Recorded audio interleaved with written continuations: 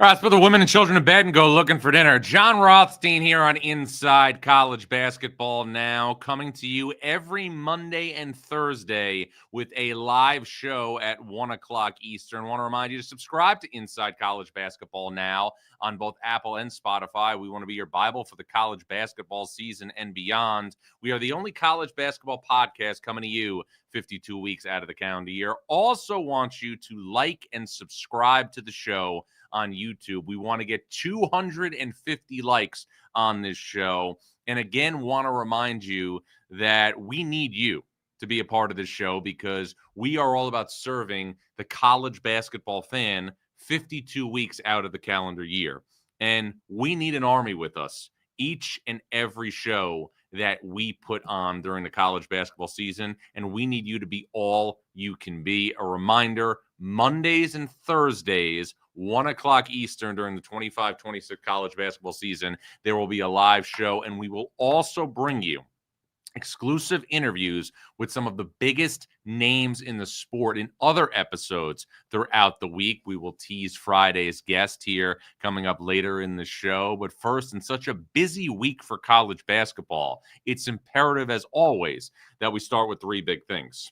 And the first big thing I want to get to comes on the heels of Wednesday night's game at Bud Walton Arena between Arkansas and Louisville. And to me, it's pretty simple. Right now, Arkansas is the most complete team in the SEC. That doesn't necessarily mean that the Razorbacks are going to be the best team in the SEC, but I have been saying this throughout the offseason. I have continued it during the preseason when we brought you content and bold takes. I think Arkansas has the requisites to be the most complete team in the SEC and win an SEC regular season title this season. And I think if we look right now at the totality of this conference through a month of the 25-26 college basketball season, those proportions would be correct.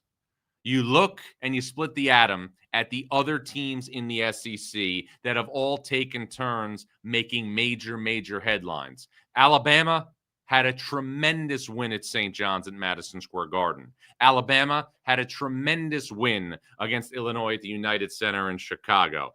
Alabama, when healthy, has got a dynamite perimeter with Aiden Holloway, Latrell Wrightsell, and LeBaron Philon, who continues to play like an All-American. But Alabama has some holes up front. You look at the defending national champion Florida Gators, a team on Tuesday night that took Duke to the wire at Cameron Indoor Stadium.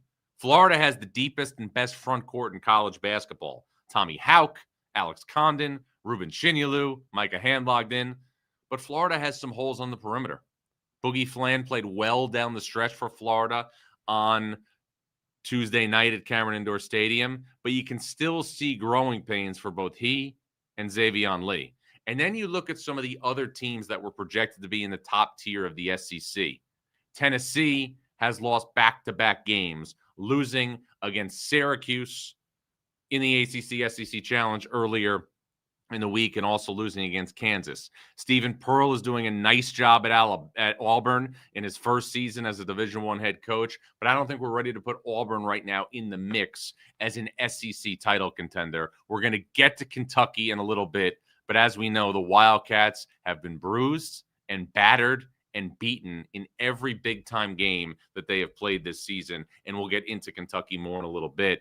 But I think it's time now to start looking at Arkansas's roster construction and looking what Arkansas has from a perimeter perspective and from a front court perspective. And you have a team that might be the SEC's best hope to have a team to go deep in the NCAA tournament and potentially get to a Final Four. And I think it's interesting because the SEC last year was a historical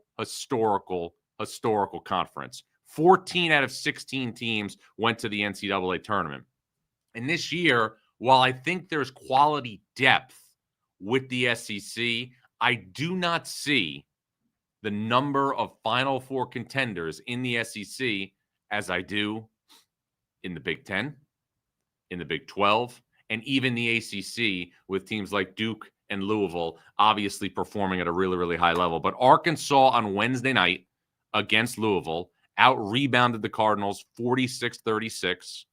Arkansas has 3 front court players that give John Calipari a chance to have enough on the baseline. Nick Pringle, Trevin Brazile, and Malik Ewan, who had the best game that I have seen him play so far for Arkansas against Louisville. And then you look at what Arkansas has on the perimeter. Darius Acuff and Malik Thomas are the 2 best long-term prospects unequivocally on Arkansas's roster. And Acuff last night had a John Calipari freshman point guard type of production game. 17, 10 assists, 5 rebounds. Malik Thomas also chipped in 17 points. You have Billy Richmond, who, in my opinion, might be the best glue guy in college basketball, and you also have Carter Knox. The pieces on Arkansas seem to fit from top to bottom better than any other roster right now in the SEC. And it's taken John Calipari 2 years. 2 years since he has left Kentucky to be in a situation where he has a team that he can mold into one that can go deep in the NCAA tournament. I know that Arkansas last year went to the Sweet 16 and had a chance to go to the Elite Eight and lost a really tough game against Texas Tech. But this team, this Arkansas team, to me, looks like a team that is on a trajectory to be a top 16 projected seed on Selection Sunday. Arkansas will still play a game against Texas Tech in Dallas as part of its non-conference schedule, and Arkansas will also be in a situation where it will play Houston December 20th in Newark on CBS. But to me, the Razorbacks right now, when you look at what they have on the perimeter with Acuff and Thomas, when you look at what they have on the interior with Pringle, with Ewan, and with Brazile, it is by far the most complete team in this league.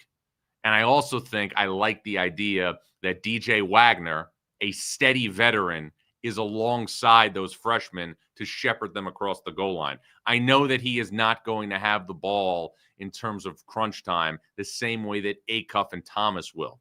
But veteran experience, especially in the backcourt, you can't put a price tag on. And being fortunate enough to be on the sidelines on Thanksgiving night on CBS for that great game in Chicago between Duke and Arkansas that broke all sorts of viewership records, you saw what Arkansas can do from a long-term potential, in my opinion, because Acuff and Thomas are going to get better and better. Malik Thomas right now is having offensively the type of freshman season. It's not as pronounced yet, but from a statistical standpoint, that he is the best scoring off guard that John Calipari has had as a freshman since Malik Monk. And Acuff, to me, and I don't mean this to obviously denigrate or disparage Arkansas's program, but if Darius Acuff was at a place like some of the other players that John Calipari has coached, he would be viewed more universally at the start of the season. And that's just what, you have to look at in terms of the landscape of things right now. I said in the offseason, if Arkansas had Kentucky across its chest, we would be talking about this team like it was a top 10 team in college basketball. And I know Arkansas is still knocking at the door of being in the top 10, but I look at what they have done in their non-conference opportunities. The Duke game was a hard-fought game. They could have won the game. Cam Boozer went off for 35 and 9, and he did not score in the first 10 minutes of the game. And the Michigan State game in East Lansing, Arkansas had a chance to win. And Michigan State obviously had more experience, more continuity. And Arkansas's freshmen, Acuff and Thomas, took bad shots and played like freshmen. But I think if you're looking long-term right now, long-term for Arkansas, you have to think today they represent the most complete team in the SEC. And they also, long-term, have the potential, in my opinion, to be the team that's most built to go far in the NCAA tournament. Alabama's explosive. Florida's powerful. But I see right now the team that has the most requisites to answer all the questions out of the SEC is the Arkansas Razorbacks. And that must be something that really, really gets under the skin of Kentucky fans. Because Kentucky fans, as we know, had an appetite for change to move on from John Calipari. And I get it. 15 years is a really, really long time. But Kentucky so far this season has come up short in all of the big non-conference games that it's played. Lost at Louisville, was blown out in the Champions Classic against Michigan State, and also lost at home to North Carolina on Tuesday night. And my feeling watching this game, and it was a game, obviously, that saw a lot of offensive issues for Kentucky, especially in the second half, was why is this such a surprise to so many different people? Because the way Mark Pope constructed this roster, it was obviously going to be built around an all-conference caliber point guard in Jalen Lowe, who continues to battle a shoulder injury. But this was the guy, to me, that was going to be able to set the table for people. This was a guy, to me, that was going to be able to potentially lead the SEC in assists. And they also did not have Kentucky, one of the best glue guys in the sport, in Mohamed Diabate, who I loved last year from Alabama. You take those two guys off any roster. You take a starting point guard who's an all-conference caliber player off any roster, and then you take a top utility player away from any roster is going to struggle. And that doesn't even count Jaden Quaintance, who, if you heard me on this podcast over the summer, if he's healthy, is a National Defensive Player of the Year candidate.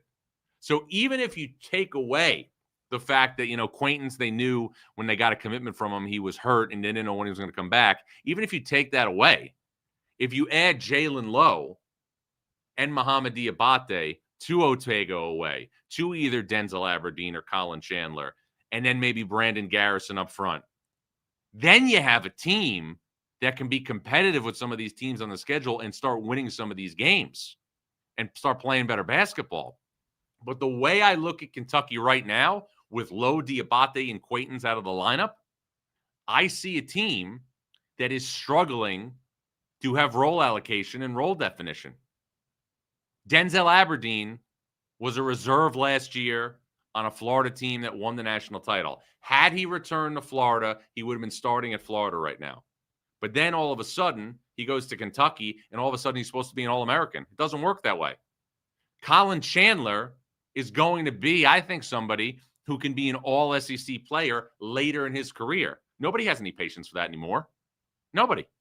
And we also are in a situation where we always seem to believe that when certain players commit to certain schools, they are all of a sudden going to reach a different level because they're wearing a certain uniform. It doesn't happen that way. It doesn't happen that way at all. These are nice players on Kentucky. They're nice complementary pieces, but without Lowe, without Diabate, without obviously Jaden Quaintance, it's hard to find out who is going to fit where when you look at Kentucky. And it's a Kentucky team that still has several big games remaining on its non-conference schedule. Friday night, Nashville, Gonzaga, Indiana on the 13th at Rupp Arena, and St. John's on the 20th of December in the CBS Sports Classic. Last year, Mark Pope obviously did major work building a roster from scratch and getting Kentucky to the Sweet 16. Did a tremendous job evaluating, and everything seemed like it hit. Lamont Butler, even though he was banged up for last season, was a great fit for Kentucky. Andrew Carr, Amari Williams, really good pieces. This is sometimes what you deal with when you're dealing with the portal era. And also, let's cut them some slack. They're not playing with an all-conference caliber point guard, and they didn't play against North Carolina with an all-conference, potentially caliber four-man in Diabate, who I think when he gets healthy is going to be one of the more fun players to watch in the SEC. It's unique, in my opinion, when you look at the way we react to certain things. But now if you're Kentucky, even though it's December, I would be a little bit, concerned about getting, and I know this is hard for the Kentucky fan base, but I would be a little bit more reserved when you look at who Kentucky is playing and what they don't have. They are a shorthanded team. And I've said it before and I'll say it again. If you have one major injury, you can probably plug the gap. If you have two, your team's going to have a major ceiling drop. And if you have three, forget it. But I'm asking you right now, for the team that played against North Carolina, and the team that was out there against North Carolina. I know Otago-Away was the SEC preseason player of the year. But you look at the other guys who were around him. Chandler, Aberdeen, the other players that were on the court. If there were no jerseys and you were taking that team against the other teams in your league, Arkansas, Tennessee, Alabama, Vanderbilt, who's playing great basketball under Mark Byington, who has the better personnel? Who has the better personnel? Kentucky has to get healthy, and Kentucky also has to be in a situation where it is going to move the needle before SEC play, because all these games matter. And when you're at Kentucky, the bluest of blue bloods, you got to start stacking some wins. I know there's going to be opportunities in the SEC. But at this job, with what Kentucky is reportedly spending on their personnel, the goal is not just to make the NCAA tournament, and nobody knows that more than Mark Pope. The goal is always to go to the Final Four and have a chance to win a national championship. But you know as well as I do, this is only December. And in December, the best team in the SEC, the most complete team in the SEC, inside and out, is coached by John Calipari, and it's the Arkansas Razorbacks. Jon Rothstein here on Inside College Basketball Now. When you need your sports news all the time, we've got breaking news to bring to you. CBS Sports HQ gives you a snapshot of all the sports that matter to you. When you need your sports in a snap, find it on CBS Sports HQ. Streaming free anywhere you are. All right, Jon Rothstein back here on Inside College Basketball Now. I want to remind you to subscribe to Inside College Basketball Now on both Apple and Spotify. We want to be your Bible for the college basketball season and beyond. We are the only college basketball podcast coming to you 52 weeks out of the calendar year. Also want to remind you to like and subscribe to the show on YouTube. We want to get 250 likes on today's show. Want you to be a part of our army, and remember that we need you to be a part of our army every Monday and Thursday during the 25-26 college basketball season. We will be doing a live show at 1 o'clock Eastern. So add us to your calendar. Make sure we are a part of your lunch hour. And if you're not able to listen live at 1 o'clock, be sure to catch us on your commute home, again, on Apple and Spotify, Mondays and Thursdays at 1 live, and also exclusive interviews with some of the biggest and best names in the sport on other shows throughout the week. All right. The second big thing today on my radar, NC State is putting incredible pressure on itself. And NC State lost on Wednesday night in the ACC SEC Challenge to Auburn. Stephen Pearl continues to do a great job filling in for his father, Bruce, in his first year as the head coach at Alabama. And he's not filling in. He's the permanent head coach right now, but stepping in for his father, Bruce. Stephen Pearl, Mark Byington doing great jobs in the SEC at Auburn and Vanderbilt, respectively. But now things for NC State are getting really tricky when you look at the idea of putting together an at-large resume for the NCAA tournament. NC State has lost to Seton Hall. It has lost to Texas. And now it has lost to Auburn. So NC State in power conference games so far this season is 0-3. NC State in those three defeats is giving up an average of 90 points per game. It is very difficult to win many games if you are giving up 90. Now, NC State offensively has answers and shooting and all of it. You've got Darian Williams. You've got Matt Abel. You obviously have other pieces like Whittier Copeland and Trey Holloman. Scoring does not seem to be the issue. But NC State's interior defense seems to be a major, major issue. And the Wolfpack simply have not been able to stop anybody that is on a similar wavelength. And you kind of even saw that when this team hosted VCU prior to going to Maui. I'm a believer in Will Wade. Will Wade has proven throughout his career as a head coach that he is going to win. And in many cases, he's going to win big. He flipped Chattanooga's program. He's the only coach at VCU to win an NCAA tournament game since Shaka Smart left in 2015. He won an SEC regular season title at LSU. He won an NCAA tournament game for the first time ever in McNeese history. But his team right now can't seem to stop anybody from scoring and putting up massive, massive numbers. And that's something, again, that is going to inhibit NC State's ability to put together a resume for the NCAA tournament. NC State has got 3 big games left in December. One of them will not do a lot to boost its resume, and it's a dangerous game against Richie McKay and Liberty, who's one of the better mid-majors in the country. But NC State will host Kansas on December 13th in Raleigh, and NC State will also face Ole Miss in a neutral site game on the 21st of December.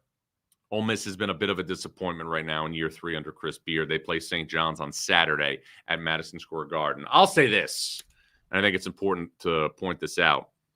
This is the one thing that is in NC State's favor when you look at building a resume, regardless of the fact that the ACC, while it's improved, is not going to give you the type of quad one opportunities that a team might get in the Big Ten or obviously the SEC or the Big 12.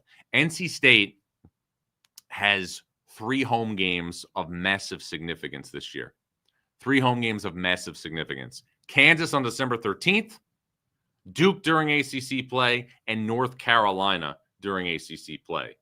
Those are golden opportunities for NC State fans and the people of Raleigh to make a statement to support their basketball team in what will be games that could determine whether or not this program has a chance to play in the NCAA tournament. Because now I'm telling you, I know I say every game matters, and I know I say it ad nauseum, but it is the truth.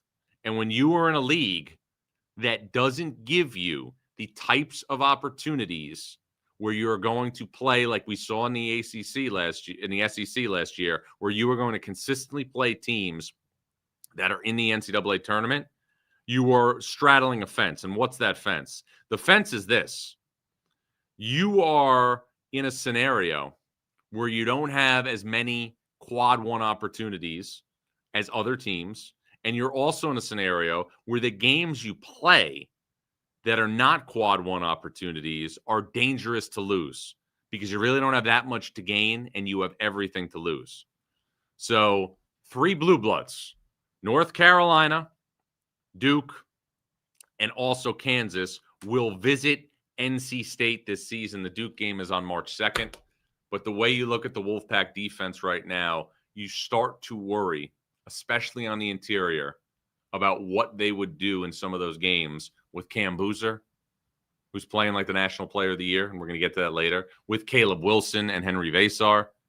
Interior defense as a whole, a major, major concern for NC State. And a lot of people, for good reason, thought that this would be a quick fix for Will Wade. Portal error, great brand like NC State, renegade-type brand, a passionate fan base. It has been anything but. But this is only December. But if there's 2 teams, in my opinion, that have really revamped in the ACC this year, when we've talked so much about the new and improved ACC, the 2 teams that have made the biggest strides under first-year head coaches have been Miami under Jay Lucas, who has built a terrific roster with the Hurricanes. Malik Renew having a great season for Miami. Love the backcourt of Trey Donaldson and True Washington. And then Ryan Odom at Virginia, who went on the road last night and dominated Texas and Austin from tip to finish. And I'm going to get to Texas in a minute here. But first of all, I want to point out that Virginia, who did as good a job as any team in the ACC as putting together a roster from scratch, looks to me the part of a team that not just can make the NCAA tournament, but could win a game or 2 in the NCAA tournament. Virginia has a point guard who was on a Sweet 16 team last year in Dallin Hall from BYU. Virginia has size up front with Testerritter and Johan Grunlow. Virginia also has shooting, on the wings with Jakari White.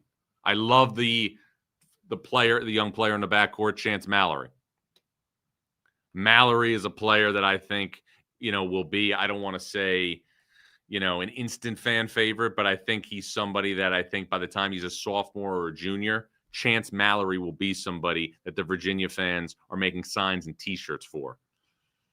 I think those 2 teams, Virginia and Miami, right now, along with Duke, Clemson, Louisville, SMU with Andy Enfield and Boopy Miller, and North Carolina all look like teams as of today, and I do a bracket projection every Friday, that would be in the NCAA tournament. Want to also pay kudos to Hubert Davis at North Carolina, since we're talking ACC. Hubert Davis had a really difficult season last year. The team that North Carolina put together was so perimeter focused, was so small physically, even though it could really, really fill it up. But a year ago, North Carolina had Elliot Cadeau, who's now at Michigan, R.J. Davis, who's exhausted his eligibility, and Ian Jackson on the perimeter. Big-time scoring pop, but not nearly enough up front. And Hubert Davis was open about it on this show when I talked to him when I was in Chapel Hill in the preseason, that North Carolina wanted to get bigger, longer, and more physical. Watching the other night at Rupp Arena when the Tar Heels went to Kentucky and beat Kentucky in the ACC SEC Challenge, North Carolina has great size up front with Caleb Wilson, who's playing to me like a second-team All-American right now, and Henry Vasar up front, a 4-5 combination that would make Roy Williams obviously envious. That's the way he used to like to play. You've got guys on the wing, Jonathan Powell, Luka Bogovac, who are giving them defensively the type of size and disruption ability that you need on the perimeter. And then Kyan Evans, the transfer from Colorado State, has not played well offensively the last couple of weeks, but that opened the door for Derek Dixon, a freshman that Hubert Davis was very high on, to come into the game and take over the game against Kentucky. So it's very, very early.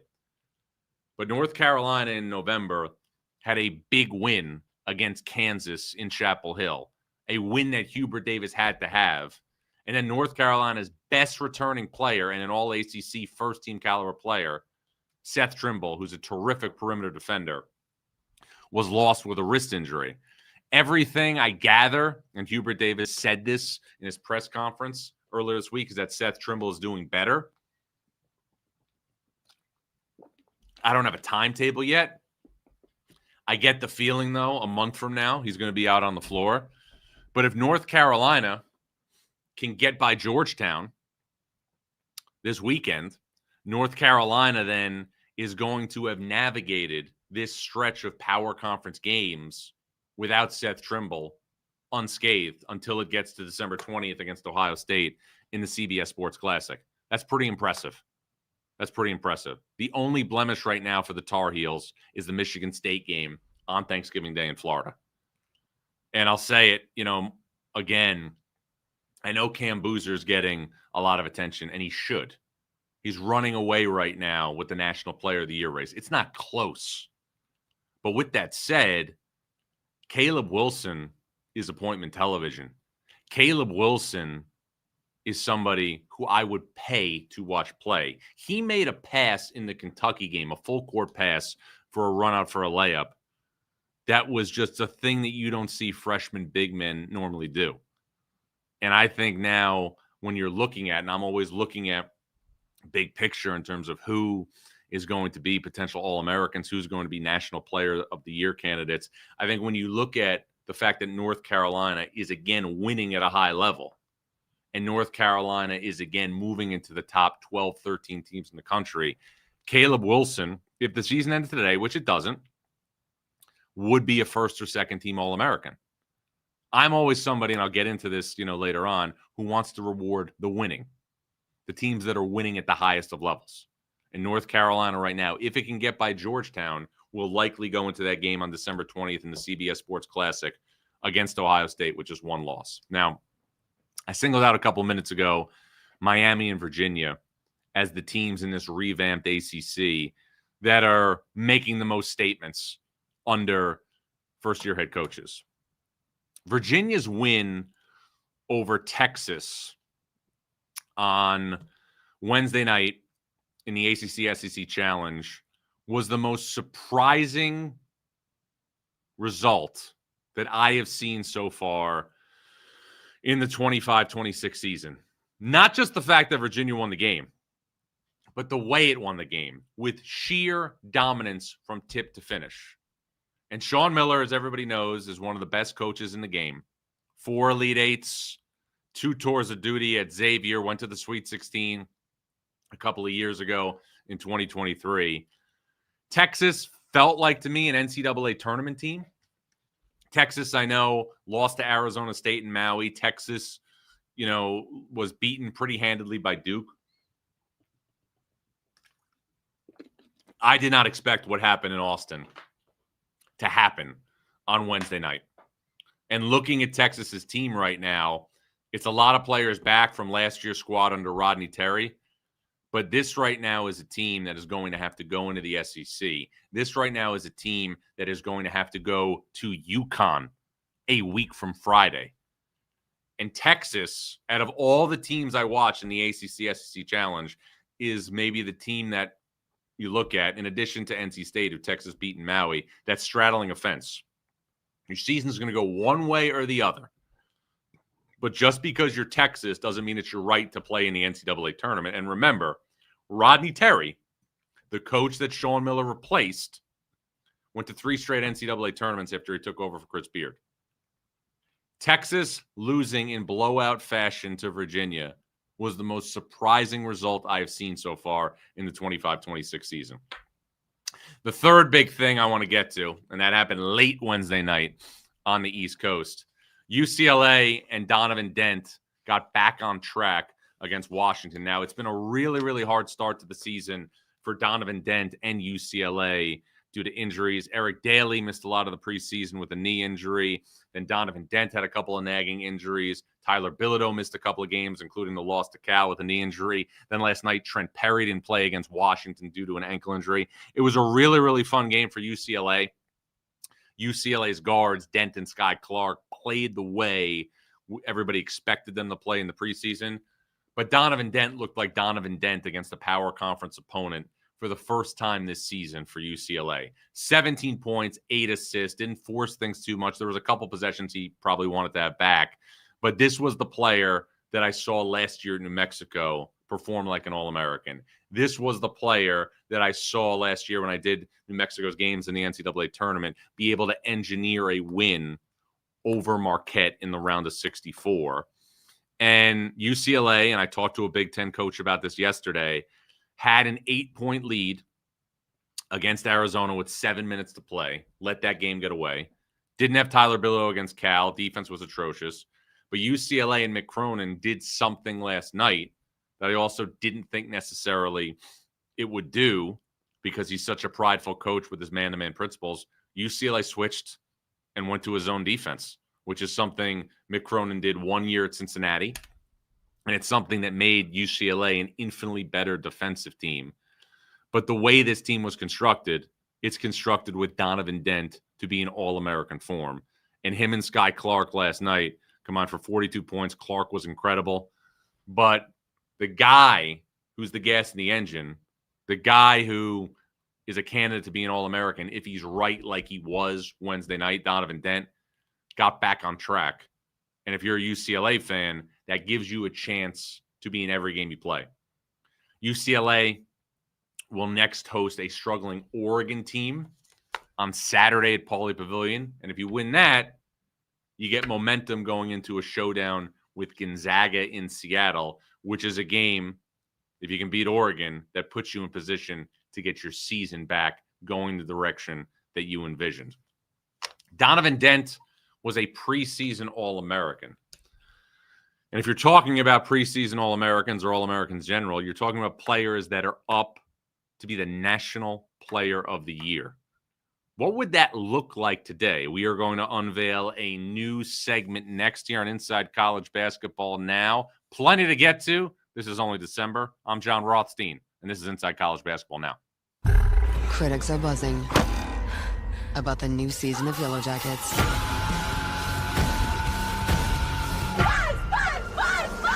This is not healthy. Yellow Jackets' new season now streaming on the Paramount Plus with Showtime plan.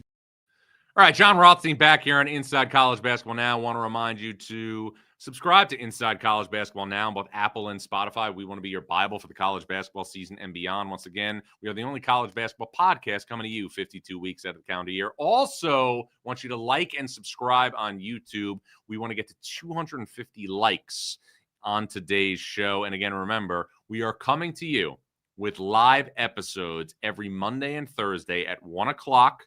If you can't listen live at 1 o'clock, get us on Apple and Spotify. And we're also going to bring you exclusive interviews with the biggest and best names in the sport each and every week. So again, we want you to subscribe on Apple and Spotify. So each Thursday, we are going to unveil rankings of 5 that I am going to give you.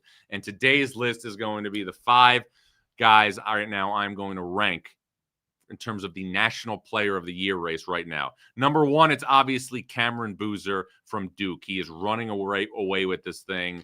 It doesn't feel like it's much of a race. He had 35-9 last Thursday when Duke beat Arkansas. He was also incredible against Florida down the stretch Tuesday night in the ACC SEC Challenge. Cameron Boozer clearly number 1 right now. Number 2, and again, I look at team success first, is going to be Braden Smith at Purdue, the gas in the engine for the Boilers. Also capable of probably doing more and will do more from an offensive perspective. But Braden Smith to me and Cam Boozer easy at 1-2. I've got Yaxel Lendeborg from Michigan as number 3. You have to reward, obviously, the teams that win at the highest level. And Michigan's run in the Players Era Festival, beating the teams they beat the way that they beat them, San Diego State, Auburn, and Gonzaga in a 3-day stretch. It was the most dominant run I have ever seen in an early season tournament in 20 years of covering college basketball at the national level. Lendeborg, in like 27, 28 minutes a game, is putting up ridiculous number for the Wolverines, who are undefeated. And again, I'm going to tease this in a second, would be the number 1 overall seed in my bracket if the NCAA tournament started today. Number 4, AJ DeBansa from BYU. BYU, except for that trip to Boston where it played UConn, hasn't lost a game this year. BYU's depth has obviously been put into question a little bit, but DeBansa right now, 19-6, looking like obviously somebody who's living up to the hype for the Cougars, who are again in a scenario where they will continue to play big non-conference games. It was always a plan. BYU will be in the Jimmy V Classic Tuesday night against Clemson. That game looking a little bit better considering how well Clemson's played. And then at the 5 spot, I got Trey Kaufman-Renn from Purdue. Trey Kaufman-Renn, and I talked to Matt Painter about this week, is rebounding the ball better than he ever has in his college career, averaging about 11-plus rebounds a game. That's about 5 rebounds more than he averaged during all last season. So 2 out of Purdue's starting 5 in our top 5 rankings for the Rothstein Rankings. And we will continue to do rankings of different categories each and every week. Now, you hear me talk about how every game matters, right? Well, it's because I'm always looking ahead to the NCAA tournament. So every Friday, if people follow me on X, at 9 o'clock, I post a bracket projection. These would be my top 16 seeds if the NCAA tournament started today. Michigan is the number 1 overall seed. The rest of the 1 seeds, Arizona, Purdue, and Duke. The top 2 seed would be UConn, followed by Michigan State, Gonzaga, and Houston. On the 3 line, we have BYU, Alabama, Iowa State, and North Carolina, Louisville, Illinois, Florida, and Vandy. And again, I will release this on my X account for real Friday at 9 o'clock. But the most significant development is Michigan would be the number 1 overall seed if the tournament started today. Why is that so significant? Because you have 2 Big Ten teams, Michigan and Purdue, who are vying for the right to play regional games at the United Center in Chicago. So I have waxed poetically right now for 39 minutes, almost 40. It is time to get into the chat. It is time to get with you on everything you want to know. The chat is bleeding right now. So let's look at what we have right here from our rabid fan base. Geraldo Alcantara says, John, is the Big Ten the best conference so far? Well, look, the Big Ten to me at the top has the best teams. Purdue, Michigan, Michigan State, all teams that I have right now projected to be top 8 seeds in the NCAA tournament. In terms of contenders to go deep in the NCAA tournament, Big Ten's got 3. There's a lot of depth, though, with the Big 12, Iowa State, BYU, Arizona. So I think the Big 10 slightly has a little bit more star power. Ducky Irving 1 wants to say, John, can I ask your thoughts on Oregon so far? I was concerned about Oregon. I gave Dana Altman the benefit of the doubt because he's Dana Altman. But Oregon, in between Jackson Shellstad and Nate Biddle, who has missed the last couple of games with an injury, does not have vintage Oregon pop on the wings. When I think of Dana Altman's best teams, I'm looking for Tyler Dorsey, Lewis King, Chris Duarte. I don't see those types of players on this Oregon roster. Okay, let's look right here. More questions. People want to talk about Tommy Houck. Okay. Ashley Quinlan 8335 says, John, how worried should St. John's be at this point? Look, St. John's last year did not have a great non-conference slate either, and St. John's still wound up as a 2 seed in the NCAA tournament. If you remember, St. John's beat New Mexico last year, lost a heartbreaker at the buzzer to Baylor, beat Virginia, and then lost to Georgia, but still went into the NCAA tournament with 30 wins. St. John's is going to win a lot of games in the Big East, but St. John's has to beat Ole Miss Saturday at the Garden and then has to beat Kentucky coming up on the 20th in the CBS Sports Classic. Let's see. John, huge win for UConn going to Kansas, which many would consider the hardest venue to play without Tarris Reed. UConn healthy is number one. Well, I've said this for weeks right now. The teams long-term that I would say are the biggest threats to win the national championship, Purdue, UConn, Michigan. If UConn was not in the same bracket as Purdue and Michigan, and I'm filling out a bracket, I'm 100% putting UConn in the Final Four. 100%. Really, really similar to Dan Hurley's team in 22-23.